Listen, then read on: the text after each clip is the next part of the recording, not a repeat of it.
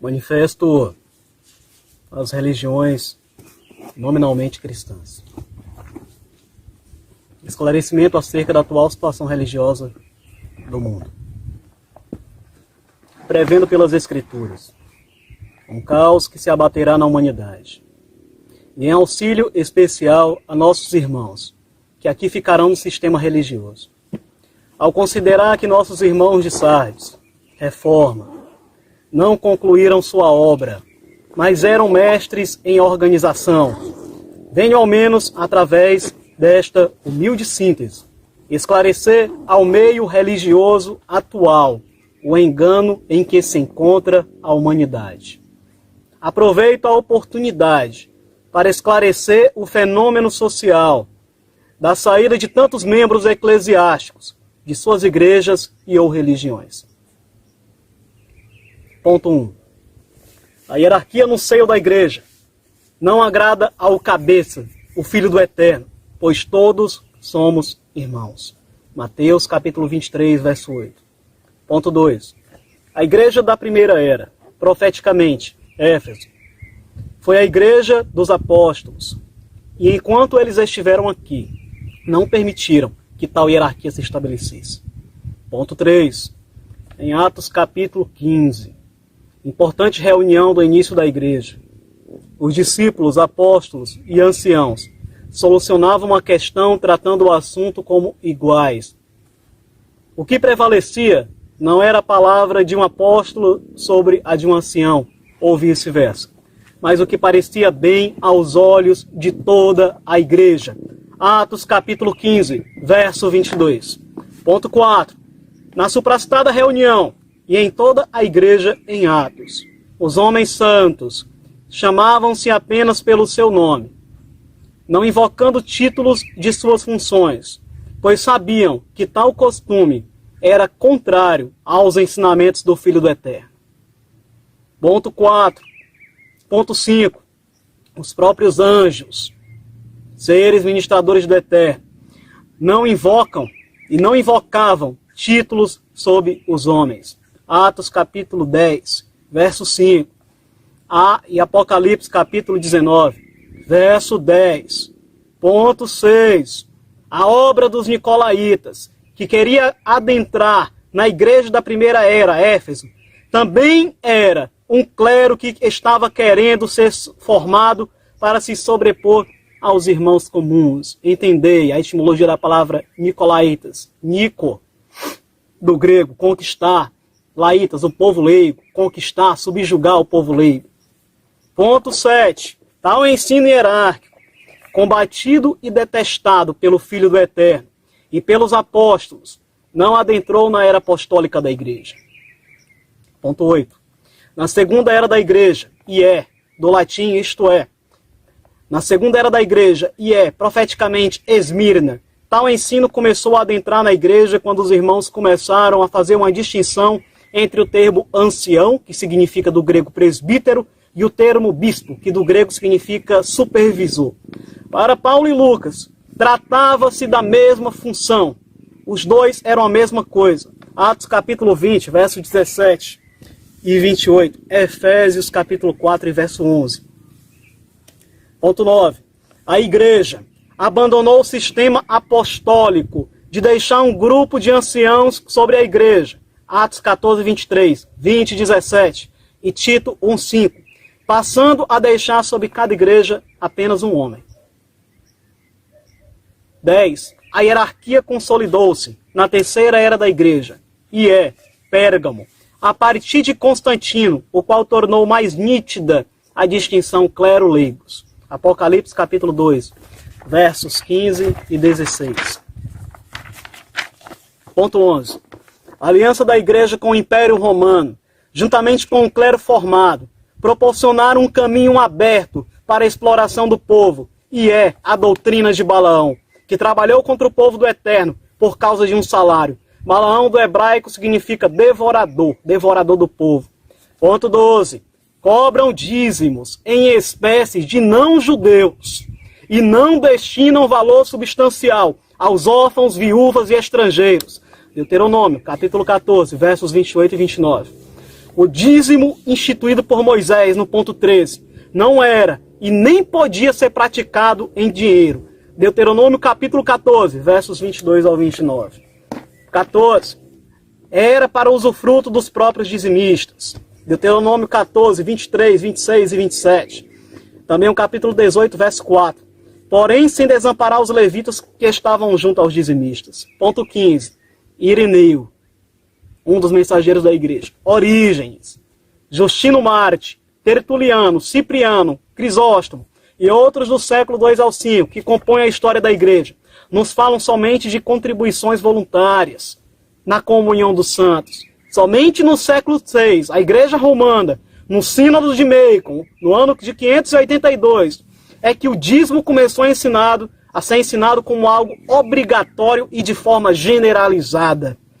16. Com o clero, nicolaítas, devido ao poder político do Império Romano, o caminho ficou aberto para todo tipo de heresia. 17. A igreja guardou o nome do Filho do Eterno até a sua terceira era, e é Pérgamo, cerca de 300 a 480 depois do Mashiach, depois do enviado do Pai. E está escrito: retens o meu nome, porque a igreja guardou o nome do Filho do Mashiach até esta era. Ponto 18. Entretanto, com a romanização da igreja, trataram também de instituir o idioma usado por Roma, o latim, como língua oficial de toda a igreja. As cerimônias litúrgicas passaram todas a serem feitas na língua romana. A igreja, ponto 20, a igreja romana incorreu no erro elementar de traduzir o nome do Filho do Eterno para o latim. Traduziram para Iesus. Ponto de número 21. Não por mera coincidência, o animal preferido pelos romanos e até hoje para os italianos, para fazer um sacrifício, era o porco. No latim, sus de Jesus significa porco. E isto é, mais sus, porco. Isto é, um porco. Ponto de número 22. Sabe-se que é prática elementar, nas civilizações antigas, atribuir o nome a alguém como um significado característico e ou religioso. Ponto 23. O nome do Filho do Eterno deve conter o nome do Pai. Ponto 24. O nome do Pai, e é do hebraico, Yod, Re, Vav, Re, o qual aparece 6.828 vezes nos originais hebraicos, transliterado para YHWH, pronunciado por Yahweh, foi substituído por Roma pela palavra Senhor. Senhor não é nome, mas é um pronome. As civilizações deveriam evoluir em linguística, mas com tal atribuição, houve uma regressão ao retirarem o nome do Criador, o qual se apresentou a Moisés, substituído por uma estrutura linguística, que nem ao menos é um nome. Ponto de número 27. O Eterno expressou ao profeta judeu que esse é o nome pelo qual deveria ser lembrado de geração em geração. Êxodo 3,15. E é Yod, Re, Vav, Re, forma contraída do verbo ser hebreu, significando, portanto, o grande eu sou, o eu sou. Ponto de número 27. 28. É sabido entre os cristãos que Roma é a cidade assentada sobre os 7 montes. Tal é a grande prostituta descrita no livro de Apocalipse, capítulos 17 e 18. Ponto 29. Roma não teria autoridade, portanto, para atribuir nomes ao Criador e ao seu Filho. 30. O nome do Filho atribuído por Roma, portanto, é uma blasfêmia. Ponto de número 31. Entende-se agora, próximo ao fim dos dias. Ezequiel 38:16, Guerra de Gog, entendei. Porque a grande prostituta está assentada em uma besta, cheia de nomes de blasfêmias.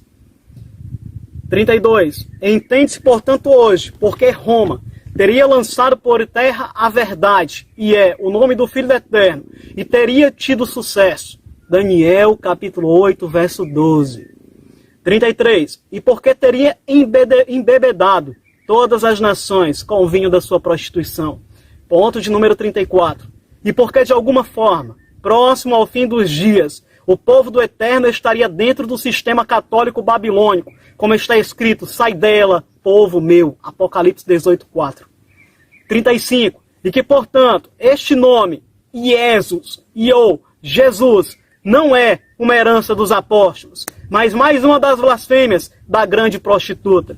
O termo correto para o Filho do Eterno é Yod-He, Vav-He, Shin-Ei, transliterado para YHWH-XA, e é salvação de Yau, pronunciado pelos judeus e também agora por nós, por Yahusha. 36. É sabido entre os estudiosos das Escrituras que o Eterno revelaria seu nome próximo ao dia da sua ira. E é a última semana de Daniel. 37. E que, segundo o profeta Joel, quem invocasse o seu nome seria salvo. 38. O termo colocado no lugar do nome do Eterno, Senhor, traduz-se em hebraico para Baal. 39. Entende-se agora, porque o Eterno limparia os nomes de Baal da boca de seu povo. Oséias capítulo 2, verso 17. 40. Depreende-se agora, porque o profeta Isaías afirma em profecia que o nome do Eterno é blasfemado todo dia. Isaías capítulo 52, versículo 5. E que seu povo iria saber o seu nome. Isaías capítulo 52, verso 6. A Igreja Católica profanou as Escrituras ao inserir dentro dela os nomes de ídolos e blasfêmias. Senhor do hebraico é Baal, Jesus, de onde vem Jesus, significa estepôrico. Adonai, vindo do ídolo Adonis. Deus, em associação a Zeus, romanizaram a Bíblia. 43. Entende-se agora, porque a prostituta em Apocalipse 17 tem um cálice de ouro na sua mão, que é a Escritura, cheio das abominações e da imundícia da sua prostituição. 44. Agora entende-se porque Jeremias profetizou que havia um plano para ser retirado o nome do Filho do Eterno. Vide, Jeremias 11:19. E que em tal verso o profeta afirma em profecia que o Messias era como um manso cordeiro, em contraposição ao porco apresentado por Roma. 45. O nome do Filho do Eterno foi retido até a era de Pérgamo, com o irmão Martinho Toures, um dos mensageiros da igreja, sendo voltado a ser invocado de forma mais abrangente apenas na era de Filadélfia. E é hoje. Apocalipse 2:13, 3:8. 46. A igreja romana retirou a pronúncia do nome do Criador, dos nomes dos profetas e dos apóstolos. Como exemplo temos aqui Ishaial, que traduziram erroneamente para Isaías. Irmial, que traduziram erroneamente para Jeremias. Daniel, que traduziram erroneamente para Daniel. Matitial, que traduziram erroneamente para Mateus, em associação ao ídolo Zeus e tantos outros. Ponto 47. Sabe-se que o termo El é um termo cananeu para o título hoje conhecido como Deus, e é celestial. E que em Canaã havia adoração a uma trindade formada por El, sua esposa Xerá e o seu filho Baal. E que tal religião veio da Babilônia a partir da trindade Nimrod, Semíramis e Tamuz, e que tal trindade se difundiu pelas principais culturas da terra. 49. Sabe-se que os judeus permaneceram firmes, sabendo haver apenas um Criador. Veja na Shemá de Moisés. 50. Sabe-se que o batismo praticado pela maioria das religiões nominalmente cristãs não é o mesmo dos primeiros séculos da história da igreja. É lamentável. 51. É também sabido que os apóstolos batizavam apenas no nome do Filho do Eterno. Atos capítulo 2, verso 38 e 19. Atos capítulo 19, verso 5. E Romanos capítulo 6, verso 3. Quanto mais outras passagens. 52. E que o batismo deve ser feito no nome de quem morreu por nós. 53. E que o batismo trinitário, baseado em Mateus 28, 19, trata-se de mero acréscimo documentado. Vide no rodapé da Bíblia de Jerusalém. 54. Sabe-se que o termo Bíblia não aparece no conteúdo bíblico. Tal foi compilada pela Igreja Romana. 55. Os textos apresentados pela Igreja Romana possuem diversos acréscimos documentados, bem como diversas adulterações e erros. Vide a Confissão de Jerônimo e documentos arqueológicos históricos. 56. A Igreja Romana não foi dada autoridade pelo Criador e nem pelo seu Filho para dizer o que é Escritura. 57. Sabe-se que a Trindade é a doutrina central do catolicismo e que é chamada de mistério central da fé. Mistério central da fé no catolicismo romano. 58. E que na testa da prostituta, em Apocalipse 17, está escrita a palavra mistério. 59. E que tal ensinamento nunca foi adotado por Moisés, os profetas, os apóstolos e a igreja primitiva. Pois sempre foi ensinado pelo povo de Al, o eu sou, que ele é único e não há outro além dele. Deuteronômio, capítulo 6, verso 4. Isaías, capítulo 43, verso 1.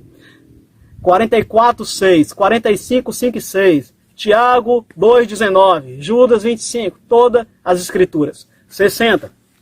Havendo, portanto, um só Criador e um só mediador entre o Criador e os homens, e acha homem. Para nós, contudo, 1 Timóteo 2,5, para nós, contudo, há um único Criador, o Pai, de quem tudo procede e para quem vivemos, em um só Rei e acha, por intermédio de quem tudo o que veio a existir, e por meio de quem também vivemos. Paulo escrevendo aos Coríntios, no capítulo 8, verso 6 de sua primeira carta.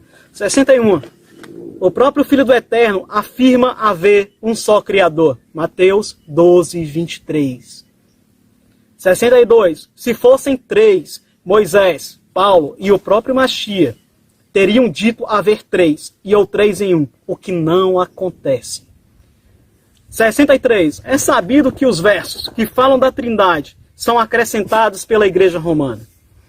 1 João, capítulo 5, verso 7. Mateus 28, 19. 64. Sabe-se que a doutrina da Trindade adentrou a Igreja no ano 381, através do Papa Damásio, no concílio da Igreja Romana. 65. O profeta Miqueias afirma a origem do Filho desde tempos imemoriáveis. 66. Tal ensino é corroborado por Paulo em sua epístola aos Colossenses e ao seu filho Timóteo, seu filho na fé. Colossenses 1,15 e 1 Timóteo 2,5.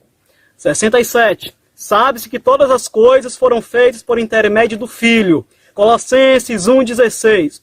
E que ele foi o princípio da criação do Pai. Apocalipse 3,14. E que esteve presente na criação do mundo com o Pai, como o seu arquiteto. Provérbios capítulo 8, versículo de número 30. 68. O Filho afirma a igreja de Laodiceia ter sido criado. Apocalipse 3,14. 69.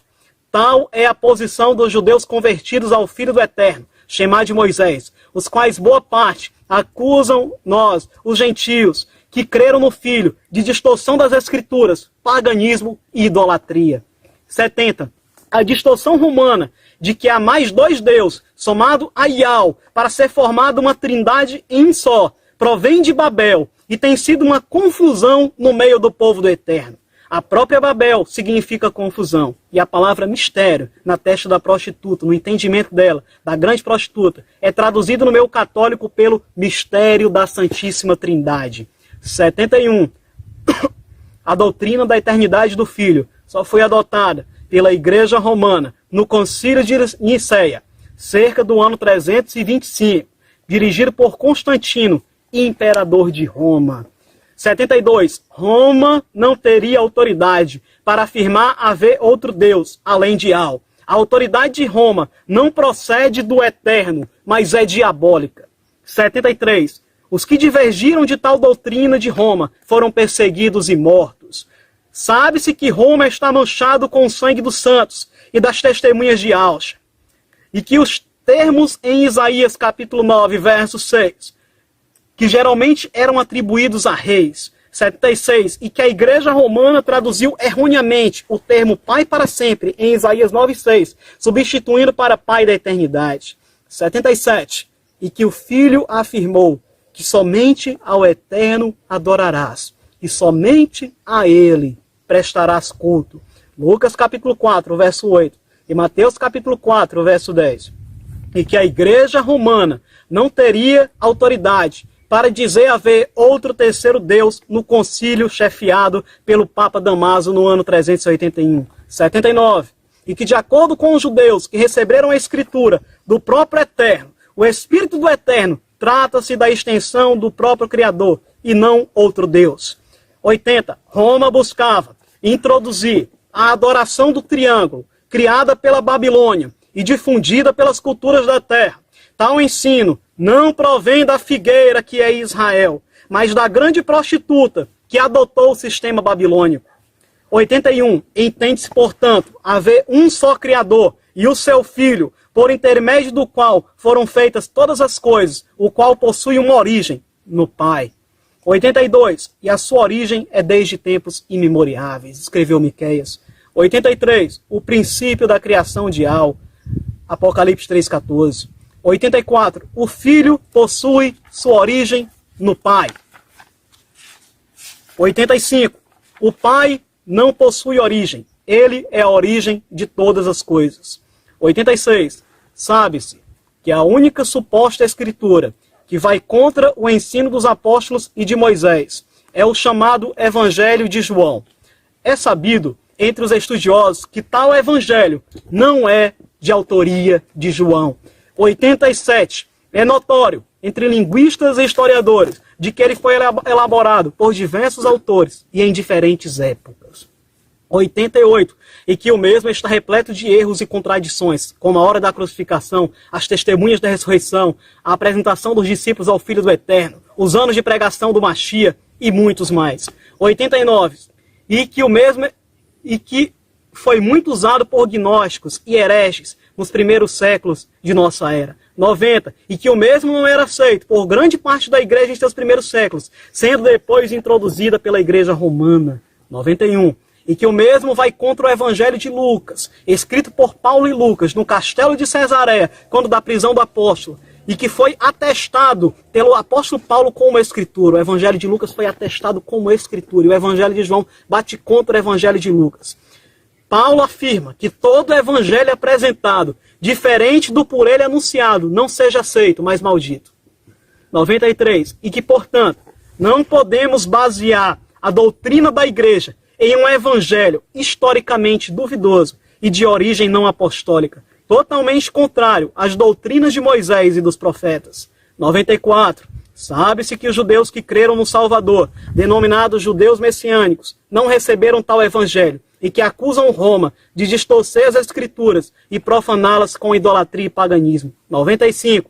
Conclui-se, portanto, o entendimento de por que o diabo é o pai da mentira e por que ele engana todo mundo em Apocalipse 12:6 e porque a própria igreja estaria dentro do sistema babilônico, próximo ao fim dos dias. Apocalipse 18:4. 96. Sabe-se que o dia da ira do Eterno se aproxima e que aqueles que se purificarem experimentarão um grande livramento. Apocalipse 3:10, 14:1-5, Isaías 26:20. 97. Ora, o Eterno não abandonou o seu povo, apesar dos enganos de Satanás. Oséias 2:17. A romanização da igreja a profanou, mas não a destruiu. Daniel 8:11. E para o Eterno, o mais importante é a intenção do coração. 1 Samuel 16:7. 98. E que, portanto, o Eterno nunca abandonou aqueles que com o coração sincero o invocam. Salmo 145, verso 18. Mesmo pronunciando ignorantemente os nomes de blasfêmia. Oséias capítulo 2, verso 17. E que o Eterno não leva em consideração os tempos de ignorância, Atos 17:30, e ponto 100 e final, e que notifica agora a que todos os homens se arrependam. Nestas palavras, Igor Câmara Lima, Crateús, 29 de janeiro de 2020.